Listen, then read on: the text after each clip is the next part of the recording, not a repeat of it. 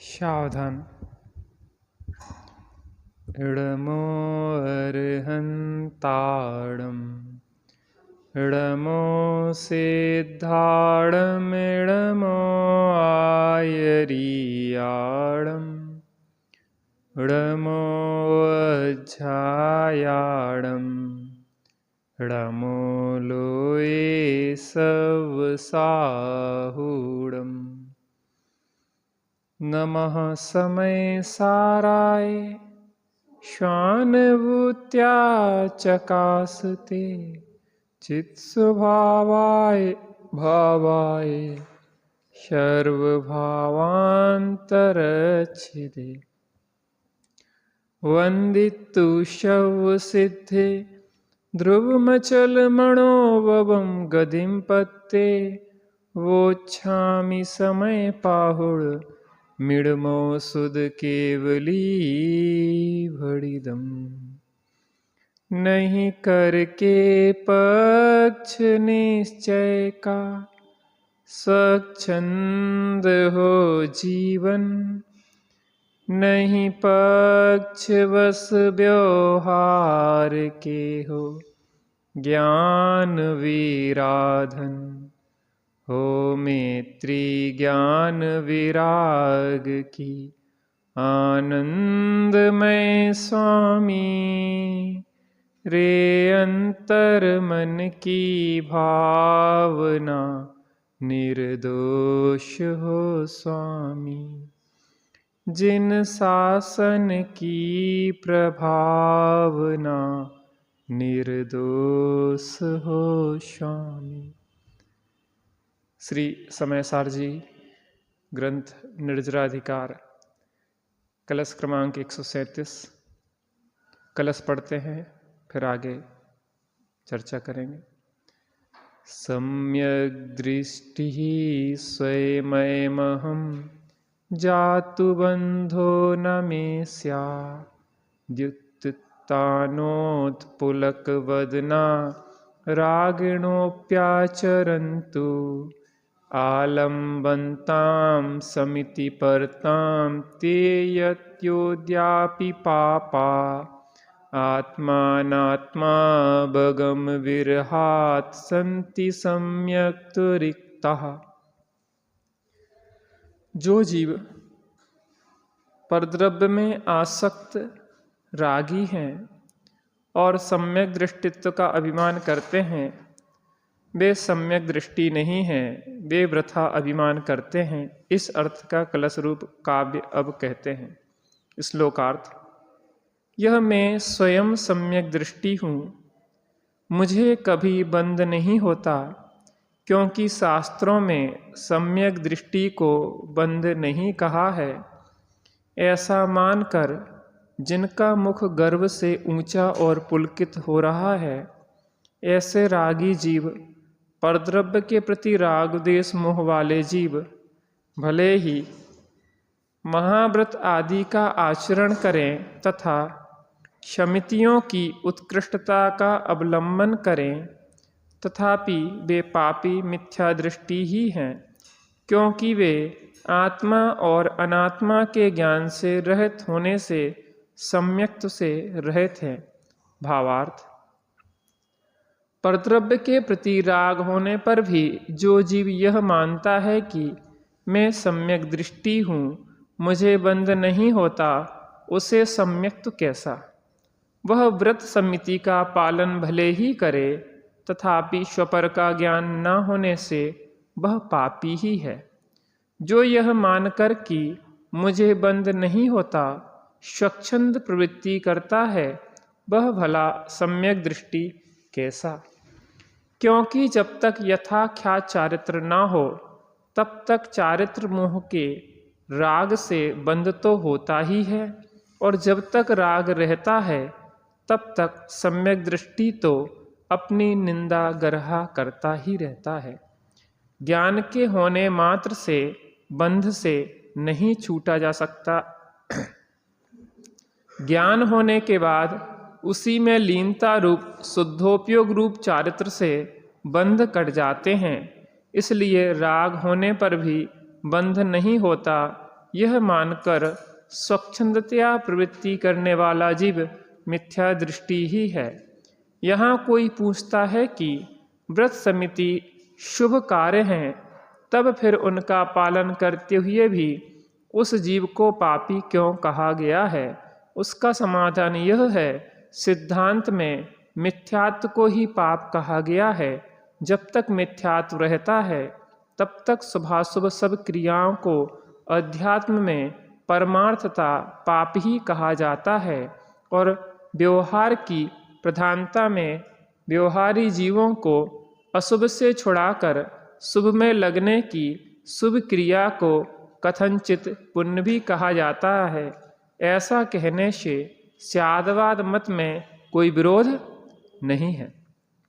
फिर कोई पूछता है कि परद्रव्य में जब तक राग रहे तब तक जीव को मिथ्या दृष्टि कहा है, सो यह बात हमारी समझ में नहीं आई।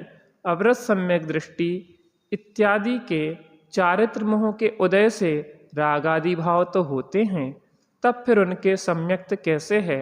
उसका समाधान यह है, यहाँ मिथ्यात्व सहित अनंतान मंदी राग प्रधानता से कहा है। जिसे ऐसा राग होता है अर्थात जिसे परद्रव्य में तथा परद्रव्य से होने वाले भावों में आत्मबुद्धि पूर्वक प्रीति अप्रीति होती है, उसे स्वपर का ज्ञान श्रद्धा नहीं है, भेद ज्ञान नहीं है, ऐसा समझना चाहिए।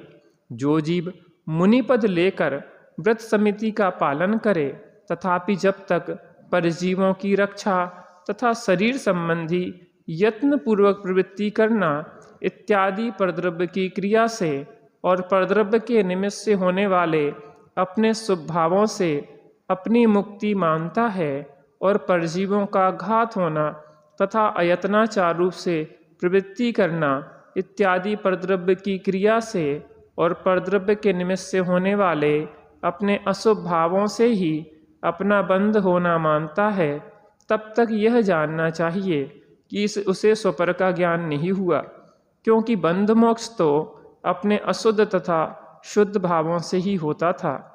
शुभाशुभ भाव तो बंध के ही कारण थे और परद्रव्य तो निमित्त मात्र ही था।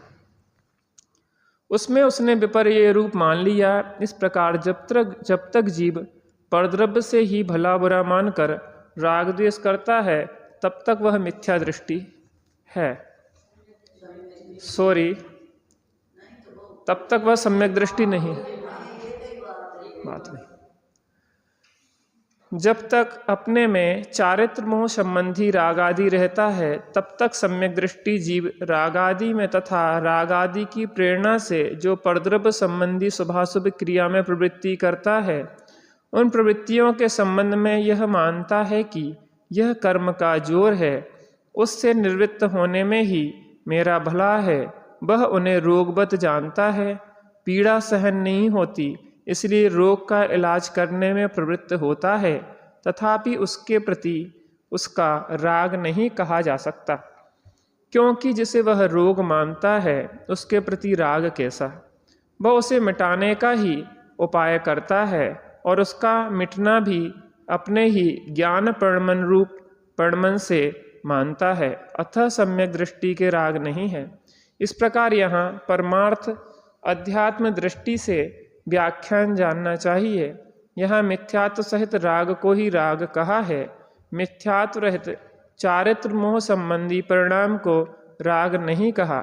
इसलिए सम्यक दृष्टि के ज्ञान वैराग्य शक्ति अवश्य होती है। सम्यक दृष्टि के मिथ्यात्व सहित राग नहीं होता और जिसके मिथ्यात्व सहित राग है वह सम्यक दृष्टि नहीं है। ऐसे मिथ्या दृष्टि और सम्यक दृष्टि के भावों के अंतर को सम्यक दृष्टि ही जानता है। पहले तो मिथ्या दृष्टि का अध्यात्म शास्त्र में प्रवेश ही नहीं है और यदि वह प्रवेश करता है तो विपरीत समझता है, व्यवहार को सर्वथा छोड़कर भ्रष्ट होता है अथवा निश्चय को भली भांति जाने बिना व्यवहार से ही मोक्ष मानता है, परमार्थ तत्व में मूढ़ रहता है। यदि कोई विरल जीव यथार्थ स्यादवाद न्याय से सत्यार्थ को समझ ले तो उसे अवश्य ही सम्यक की प्राप्ति होती है, वह अवश्य सम्यक दृष्टि हो जाता है। बहुत महत्वपूर्ण चर्चा है। पंडित जयचंद जी छाबड़ा ने इस कलश के भावार्थ में ये समझ लो कि मैं अभी पूरा स्पष्ट करता हूँ, आगे आगे उस पर आज चर्चा आएगी। एक तरह से कहें कि हमारे जो भ्रांतियां हैं उन भ्रांतियों के विषय में बहुत अच्छा स्पष्टीकरण किया है और कैसे मोक्ष मार्ग हमारा प्रशस्त हो उसके बारे में बताया है। अभी अपनी इस पर चर्चा होगी तो आपका प्रश्न समय पूछ लेना।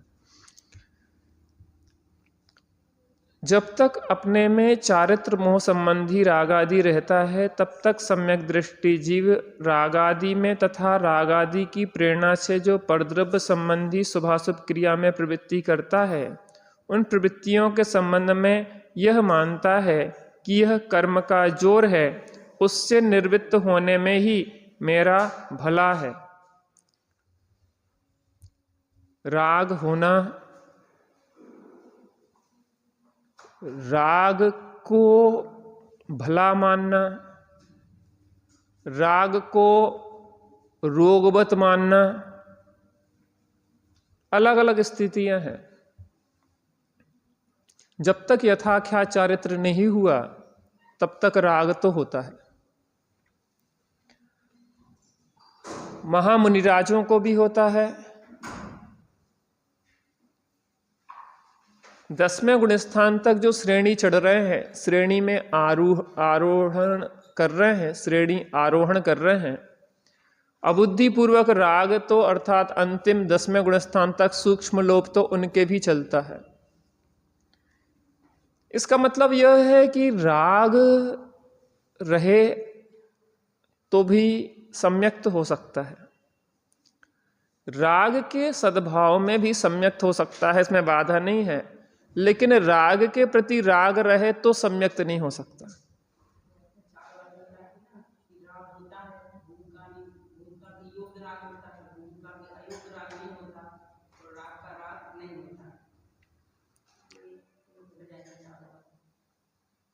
तो जो राग है, अगर उस राग का राग है तो सम्यक्त नहीं होगा। राग होना अलग बात है और राग का राग होना अलग बात है। ऐसा समझो, एक वृद्ध व्यक्ति, उसको खांसी चलती थी, खांसी। तो लोगों ने कहा कि आप इलाज करवा लें तो अच्छा रहेगा। तो उसने कहा देखो हमारे घर में इतनी बहुएं वगैरह हैं और हम बड़े बुजुर्ग हैं, तो खांसी चलती रहती है तो क्या होता है कि अच्छा रहता है कि खकारते खांसते हुए जाते हैं तो सब लोग समझ जाते हैं, कम से कम बहुएं घूंघट वगैरह डाल लेती हैं, थोड़ी अलर्ट हो जाती हैं कि दादाजी आ रहे हैं। तो उन्होंने कहा कि देखो दादाजी अब खांसी का इलाज करवा लो, नकली खांसी खांस दिया करो। कहने लगे जब असली है तो नकली क्यों? इसका मतलब यह है कि उसके प्रति, उस रोग के प्रति अगर राग है तो वो रोग ठीक होने वाला नहीं है, तुम्हारे लिए वह टीबी होकर मरण की ओर ले जाने वाला है। ऐसे ही राग है, लेकिन राग का राग है जो मिथ्यात्व दशा है, अर्थात उस राग को भला मानना वह मिथ्यात्व दशा है। राग है लेकिन राग के प्रति राग नहीं है। तत्व ज्ञान के अभ्यास से भले वो भूमिका मिथ्यात्व की भी हो सकती है, लेकिन उसका श्रद्धान, व्यवहार श्रद्धान यह है कि राग यह आग है और यह छोड़ने लायक है, तो भी सम्यक्त सन्मुख दशा है उसकी। राग माने देखो, जिसने आत्मा का अनुभव नहीं किया, जिसमें निर्विकल्प आत्मा का स्वासंवेदन नहीं किया, उसको एक मंद कसाय की जो दशा होती है, जो कम राग होता है, उसको वो भला मान लेता है, उसको वो शांति मान लेता है, और जो तीव्र कसाय में तीव्र आकुलता होती है उसको वो बुरा मान लेता है। मैं आपसे जब पूछूं कि आप अपने को दुखी कब महसूस करते? कि जब बहुत परेशानी हो जाए, चिक चिक चिक चिक चिक चिक में मूड खप जाए, बिल्कुल परेशान होके थक जाए। हम तो आज बहुत परेशान हो गए, टेंशन में आ गए, सिर एकदम भारी हो गया, हम क्या बताएं, हम अकेला छोड़ दो। लेकिन मैं ये कह रहा कि हम यहाँ पे शांति से बैठे भी दिख रहे हैं यहाँ पे, तो भी क्या हम बीतरागी दशा में हैं? क्या हमारे अंदर अभी भी निराकुलता है? आप यहां बैठ के कैसा महसूस कर रहे हैं? अच्छा महसूस कर रहे हैं ना? अच्छा महसूस करना और अच्छा होना दो अलग चीजें हैं। निरोग महसूस करना और निरोग होना दोनों में अंतर है।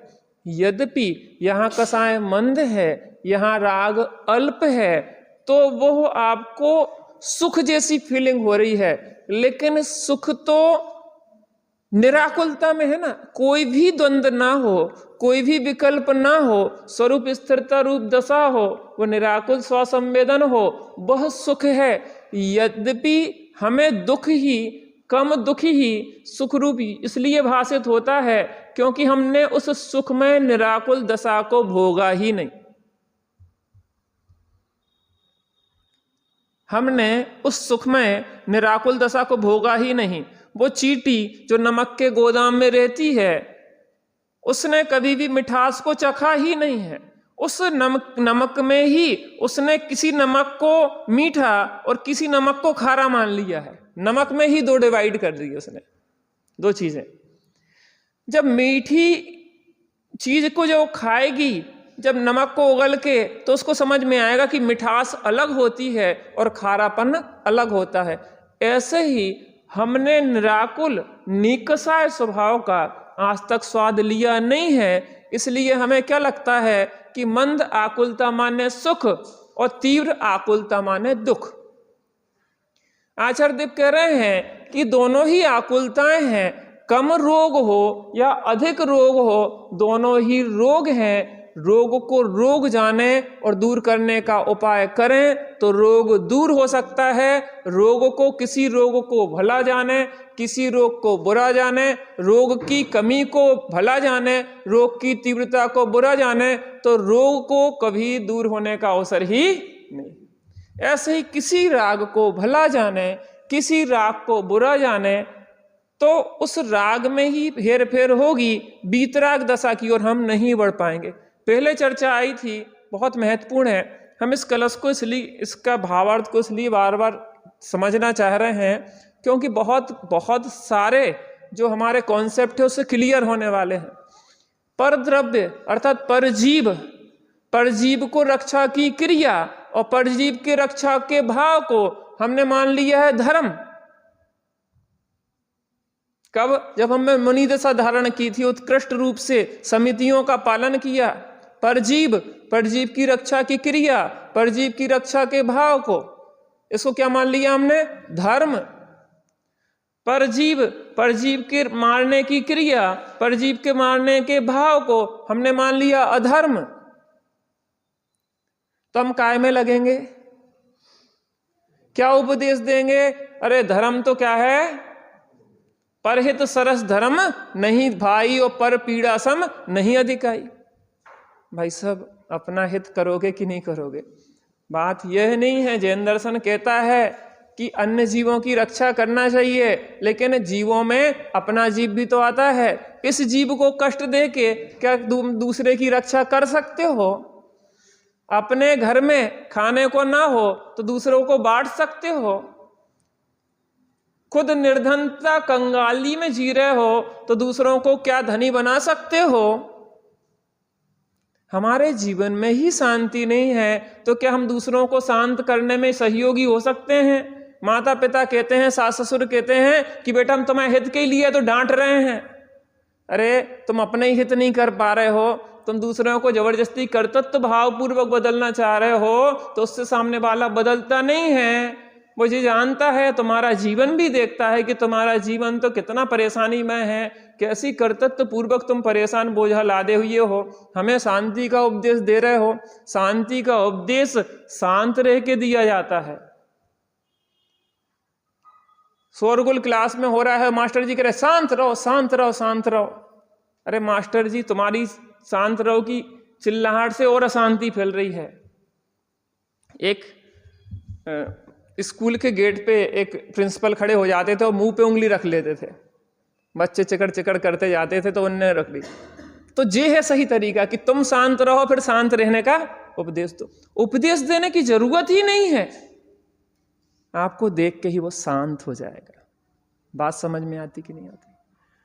हम देखो, आप लोग स्वाध्यायी हैं, इतने वर्षों से अपन यहाँ स्वाध्याय कर रहे हैं, बड़े बड़े विद्वानों से स्वाध्याय किया है। हम चाहते हैं कि हमारे जीवन में हम कुछ प्रयोग करते चलें इन चीज़ों का, हमारे जीवन में परिवर्तन दिखे, हमें जीवन में और शांति की ओर हम बढ़ें, हम निराकुलता की ओर बढ़ें।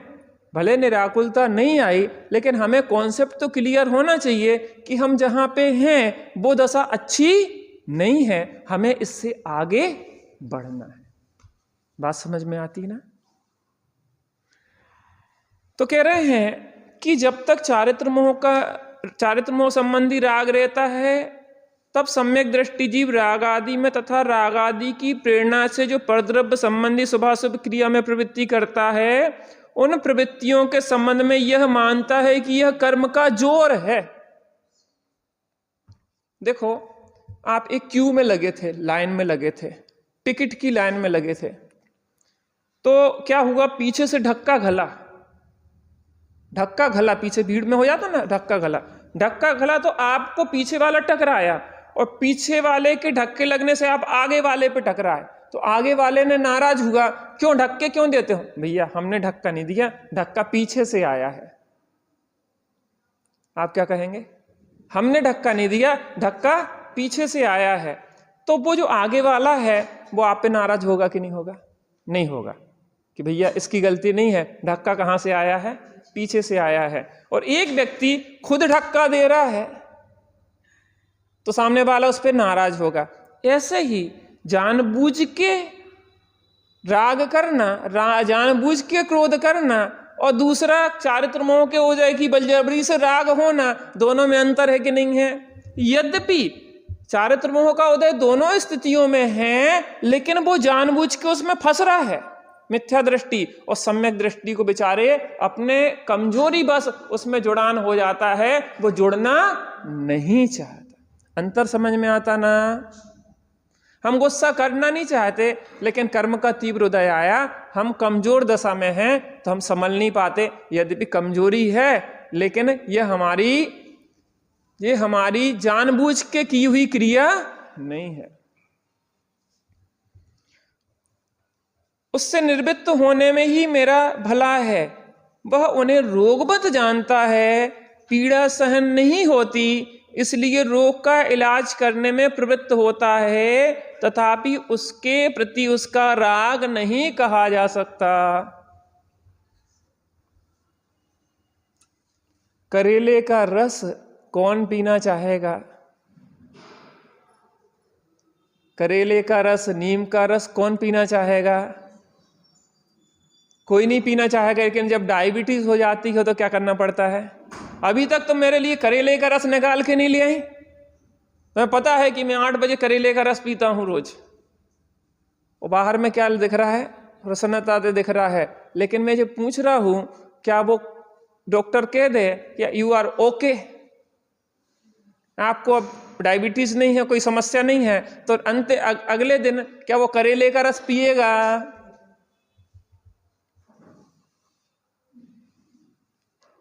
देखने में भरत जी दिख रहे हैं, भरत जी रोते हुए थोड़ी ना जा रहे होंगे। अब क्या बताएं भैया, अब तो शादी करने हैं तो बिना सजे धजे ऐसी बाल बिखेरे चले जा रहे हो शादी करवे। भरत जी भी बढ़िया ठाट, चक्रवर्ती के ठाट आप सोचो क्या होते होंगे। चक्रवर्ती विवाह के लिए जाता तो कैसी ठाट से जाता होगा, सब व्यवस्थाएं, सजना धजना सब चलता होगा, सब व्यवस्थाएं, बढ़िया प्रसन्न दिखता होगा। दिखता है कि होता है? दिखता है। कर्म की बलजबरी है, धक्का गल रहे हैं तो हमें करना पड़ रहा है, लेकिन हम करना नहीं चाह रहे हैं। करेले का रस पीना पड़ रहा है, लेकिन पीना नहीं चाह रहे हैं। तथापि उसके प्रति उसका राग नहीं कहा जा सकता, क्योंकि जिसे वह रोग मानता है उसके प्रति राग कैसा? वह उसे मिटाने का ही उपाय करता है, और उसका मिटना भी अपने ही ज्ञान परिणाम रूप परिणमन से मानता है। उसे मिटाना भी चाहता है। रोग कौन रखना चाहता है? कोई ऐसी युक्ति हो कि डायबिटीज जड़ से ही चली जाए, तो आप उसका उपचार करेंगे कि नहीं करेंगे? रोज रोज करेला का रस क्यों पिएंगे, ये बताइए। ऐसे ही जो राग परमानेंट चला जाए, ये चारित्र मोह का राग भी तकलीफ ही देता है, कोई सुख थोड़ी ना देता है। सम्यक दृष्टि का भी राग तो राग ही है ना। अरे मुनिराज का संजुलन जन राग हो, वो भी पीड़ा देगा कि आनंद देगा? मुनिराज को शुद्धोपयोग से निकल के 28 मूल गुणों के पालन रूप जो शुभ राग आता है, वह राग जो है उन्हें ऐसा महसूस होता है जैसे कि किसी मछली को शीतल सरोवर से निकाल के तप्त रेत में डाल दिया जाए, जैसे वह छटपटाती है, वैसे ही मुनिराज की परिणति स्वरूप में जाने के लिए छटपटाती है। हमें नहीं लगता कि इस तप्ती रेत से अब चैतन्य के शीतल सरोवर में प्रवेश करना चाहिए? एक ही भाव स्तोत्र में शाम को आ रहा ना कि हे भगवान, आपकी भक्ति का जो सरोवर है वो अत्यंत शीतल है। कैसा है? कैसा शीतल है? चंद्रमा से भी शीतल है। और कैसा है? बर्फ से भी शीतल है। आपकी भक्ति में जब हम डूब जाते हैं तो हमारे अंदर एक परम शीतलता आती है। जब ऐसी भेद भक्ति में ऐसी शीतलता है तो अब एक स्वरूप की भक्ति करेंगे तो कैसी परम शीतलता नहीं होती होगी। आप और हम यह नहीं सोचे कि हम इस दशा में आत्मा की अनुभूति नहीं कर सकते। ज्ञानी यहाँ पे हर प्रकार से हमें आश्वस्त कर रहे हैं कि हम जिस आत्मा का संवेदन कर रहे हैं, इस चतुर्थ गुण स्थान की ग्रस्त दशा में, इन भोगों के बीच में भी, इन परिवार कुटुंब के बीच में भी हम उस आत्मा की अनुभूति कर रहे हैं। तुम भी उसके पात्र हो, तुम भी वह कार्य कर सकते हो। तुम अंदर में अपने विश्वास लाओ कि मैं यह कार्य कर सकता हूं। पशु नारक नर सुर गति मझार, भव धर धर मरियो अनंत बार, अब काल लब्धि बल ते दयाल, तुम दर्शन पाए भयो खुशाल, मन शांत भयो मिटी सकल द्वंद, चाख्यो स्वातम रस दुख निकंद। किसकी रचना है, लिखी हुई है? हाँ?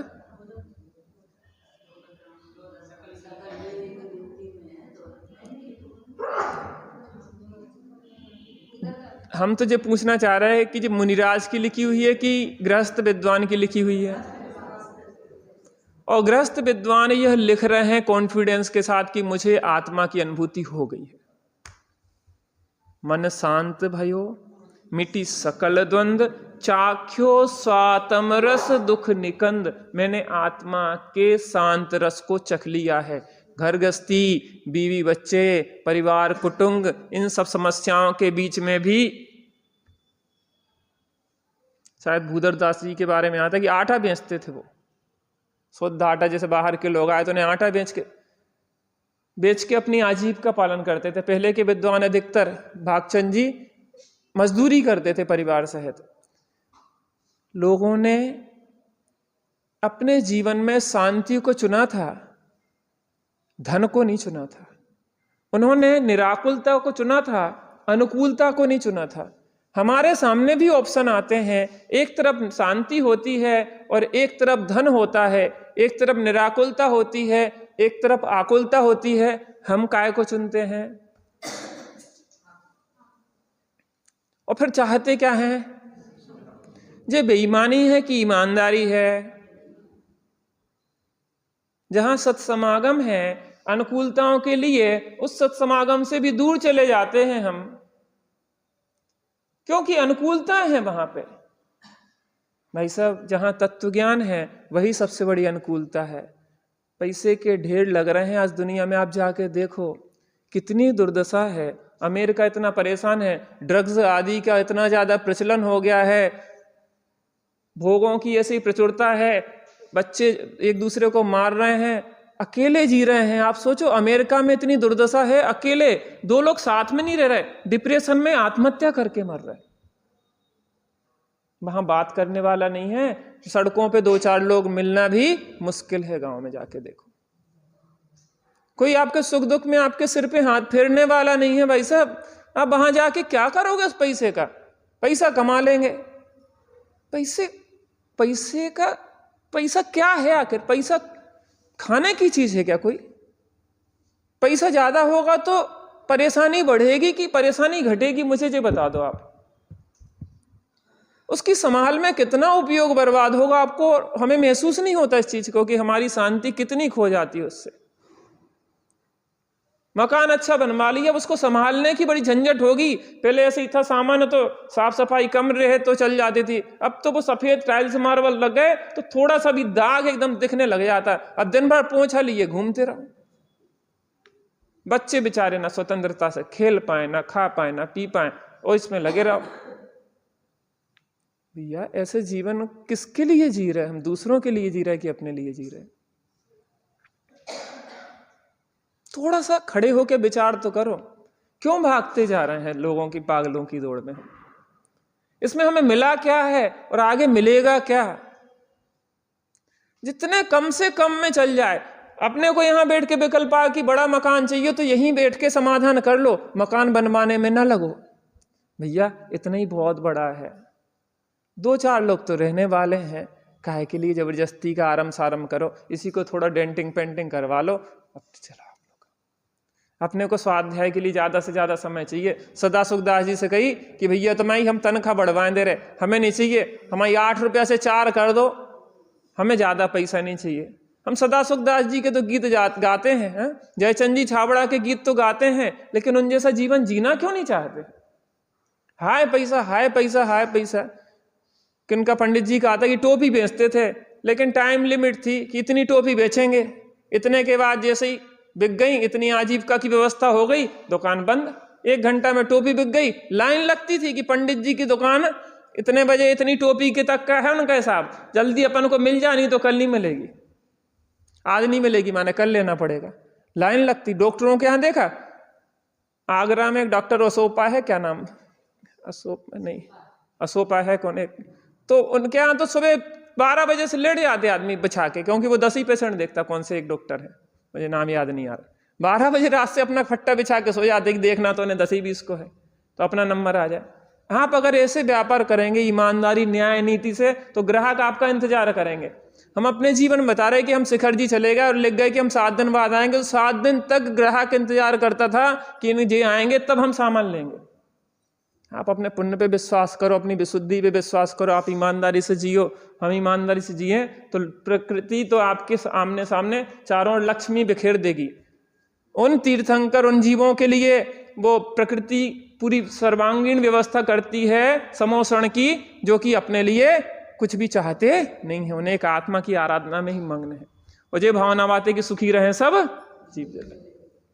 थोड़ा सा देखो, अपन मुमुक्षु हैं, जिनने ये बात नहीं सुनी उनके जीवन में पागलों की दौड़ चलती रहे, अंधी दौड़ में दौड़ते रहे, उनके लिए उनका दोष नहीं है, उन्हें सुनी नहीं। लेकिन हम सुन के भी इस पागलों की दौड़ में लगे रहें, दुनिया की देखा देखी चलते रहें, तो वास्तव में हम जैसा भागा कौन होगा?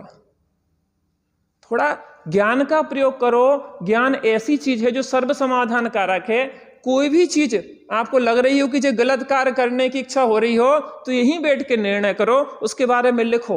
हमारे पास एक डिजिटल स्लेट है, हम कोई भी प्रश्न आया उस पर लिख लो, उसके नीचे समाधान खोजते चलो, 4 से 10 समाधान लिखो, फिर इसमें बेस्ट क्या है उसको चुनो। यहीं बैठ के निर्णय करो भागने के पहले, नहीं तो वहां पहुंच के पता पड़ेगा कि यहां तो कुछ नहीं मिला, फालतू जीवन खराब हो गया। बहुत से मिटाने का ही उपाय करता है, उसका मिटना भी अपने ज्ञान परिणाम रूप परिणमन से मानता है, और कुछ नहीं है, और कुछ उपाय नहीं है। ज्ञान परिणाम रूप परिणमन करना है। आपको ज्ञाता हो, ज्ञाता ही रहो, शांत हो के अपने में बैठ जाओ, जो सब चाहिए है तुम्हें वो सब मिल जाएगा यहीं बैठे बैठे। जिस विभूति को, विश्व की सर्वोत्कृष्ट विभूति को तुम चाह के भी नहीं ले ला सकते, वह सर्वोत्कृष्ट विभूति तीर्थंकरों के चरणों में लौटती है। एक बार ज्ञान परिणाम रूप परिणमित हो जाओ, ज्ञायक भाव रूप परिणमित हो जाओ। मैं एक ज्ञायक भाव हूं, थोड़ी देर बैठो तो सही, क्यों अपना समय फालतू मोबाइल वगैरह में खराब करते रहते? आप लोग तो नहीं करते होंगे, लेकिन जो करते हैं उन्हें विचार करना चाहिए। क्या मिलता है उसको अपन को फालतू समय खराब करने में? 1 घंटे बाद यही तो लगता है कि यार समय खराब हो गया, नहीं आती जी फीलिंग कि यार क्या मिला इसमें, फालतू उंगली सरकाते रहे और कुछ तो मिला नहीं। मनोरंजन है, जो मनोरंजन है मनोविकृति के साधन है। मैं एक फोटो देख रहा था, पति पत्नी, पत्नी बगल में है और पति है, पति मोबाइल चलाने में लगे हुए हैं। पत्नी के पास 2 क्षण बात करने के लिए भी उसके पास समय नहीं है। पत्नी मर गई, अब पति फोटो लिए बैठे हैं पत्नी की। जब वो सामने थी तब 2 प्रेम की बातें करने का समय नहीं था आपके पास। वो अर्धांगिनी है, वो पति आपका साथी है, 2 क्षण देने के लिए समय नहीं है। जब मर गया है अब फोटो लेके रोने से क्या होगा? मोबाइल लिए, जब वो सामने है तो मोबाइल लिए बैठे, लैपटॉप लिए बैठे, और जब वो चले गए तो उसके गीत गा रहे हैं। ये तो अन्याय हो रहा है। बच्चों के साथ, परिवार के साथ थोड़ा समय बिताना सीखें। लौकिक आपका न्याय है। अगर ऐसा नहीं करते हैं तो आपका न्याय नहीं है जीवन में। आपका परिवार सुखरूप नहीं रह सकता। बगल में बैठा है, वो सुबह से शाम तक आपका इंतजार कर रहा है और आप यहां भी आए और मोबाइल में लग गए तो उसको कितनी उपेक्षा लगती है। जिनवाणी हमें लौकिक जीवन जीना भी सिखाती है, प्रेम से कैसे रहें यह भी सिखाती है। जो यहां प्रेम से नहीं रह पा रहा वो अनंत सिद्धों के साथ कैसे रहेगा? एक में बसते आप अनेक। अतः सम्यक दृष्टि के राग नहीं है। इस प्रकार यहां परमार्थ अध्यात्म दृष्टि से व्याख्यान जानना चाहिए। जो व्याख्यान है वो किस दृष्टि से है? परमार्थ से है और अध्यात्म की दृष्टि से व्याख्यान है।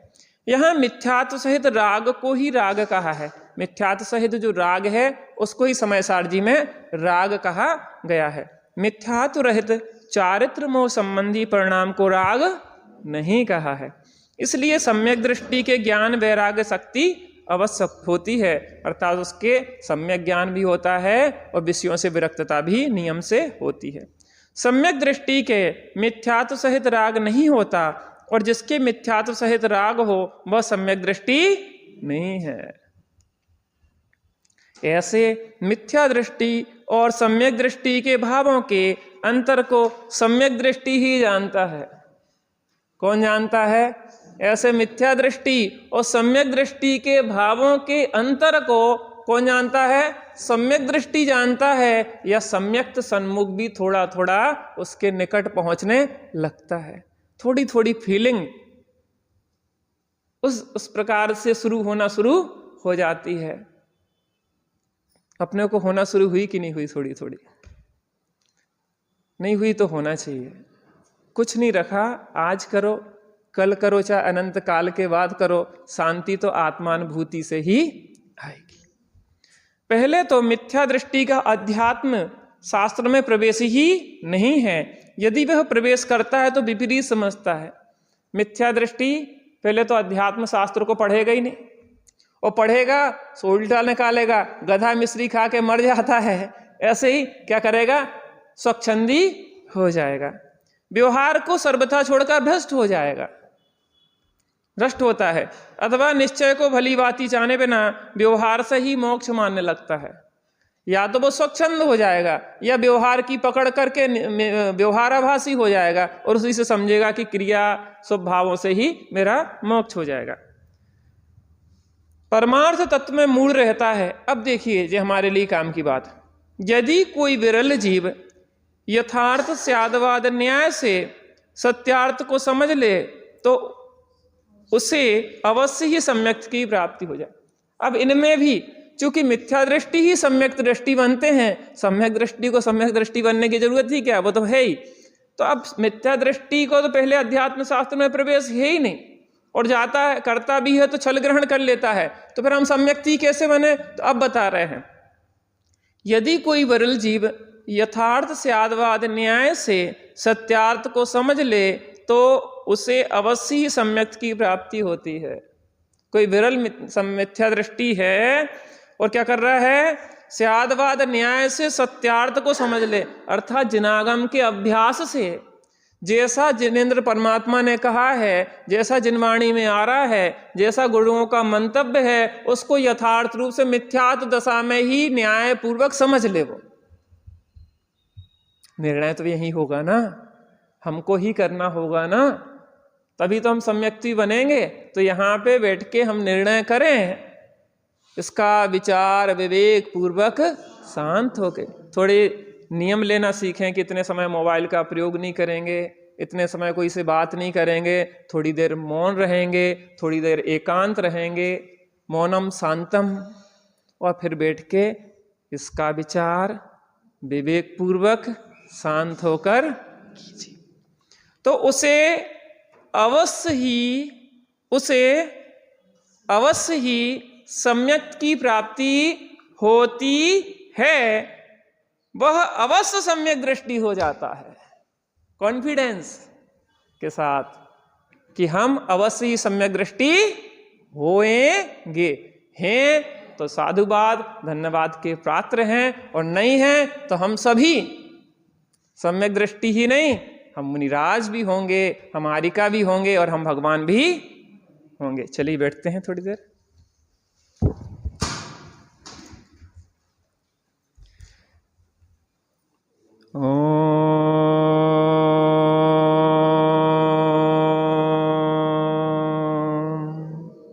शांति शांति शांति। ओम शांति शांति शांति। ओम शांति शांति शांति। थोड़ी देर अपने साथ समय बिताना सीखें। कहीं भी अपने घर के किसी भी एकांत शांत स्थान में बैठ जाएं। बाहर में उपयोग को बाधा पहुंचाने वाली चीज़ों से थोड़ा दूर होके और अंतर में देखने का अभ्यास करें। इस शरीर से भिन्न, इन आते जाते शुभाशुभ भावों से भिन्न जो ज्ञान चेतना है, जो मैं हूँ, उसको देखने का अभ्यास करें। जो सबको देखता है, जो सबको जानता है, उसको जानने का अभ्यास करें। चलते फिरते उठते बैठते खाते पीते शरीर की क्रिया को अपनी जानन क्रिया से भिन्न देखने का अभ्यास करें कि इस होती हुई शरीर की क्रिया का मैं मात्र साक्षी हूँ, ज्ञाता हूँ। जो शुभाशुभ भाव मेरी परिणति में चल रहे हैं, मैं उसका भी ज्ञाता हूँ। जे आते हैं जाते हैं, लेकिन मैं बना रहता हूँ। जो जान रहा है शरीर की क्रिया को, आते जाते शुभाशुभ भावों को, वो जानने वाले पे दृष्टि को केंद्रित करें। कौन जान रहा है, और उपयोग को उसमें डुबोने का अभ्यास करें। उपयोग जैसे ही उस जानन हारे में डूबेगा, एक अतीन्द्रिय आनंद का झरना अंतरंग में स्फुरायमान होगा। ओ जिन विकल्पों को हटाने का हम यत्न कर रहे हैं, वह स्वतः ही शांत हो जाएंगे। मन शांत भयो, मिटी सकल द्वंद्व, चाख्यो स्वातम रस दुख निकंद। हम भी उस शांत रस को चखते हैं थोड़ी देर बैठ के।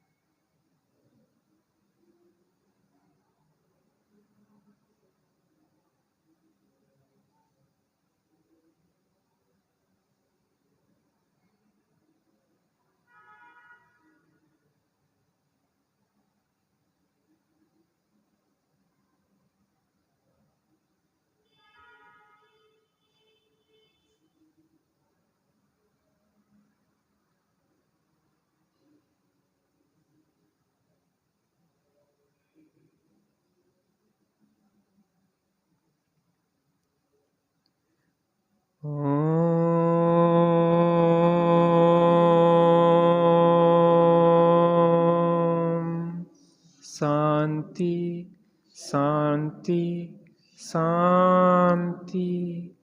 ओम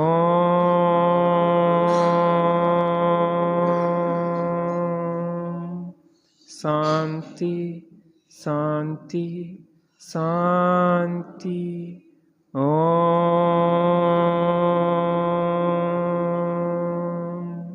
शांति शांति शांति।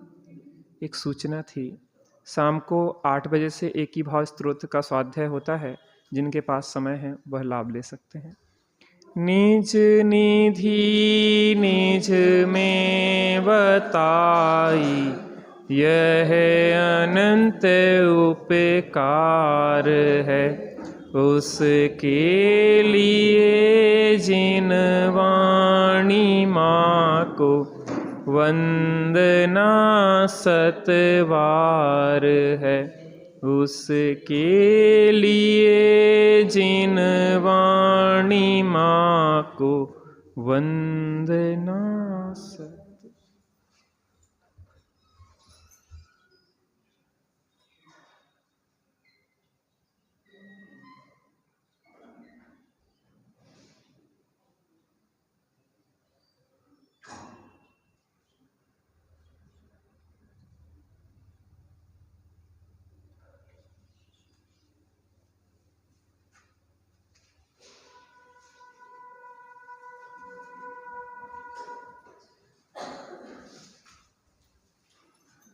द्वादशांग वाणी माता की महाजय की जय।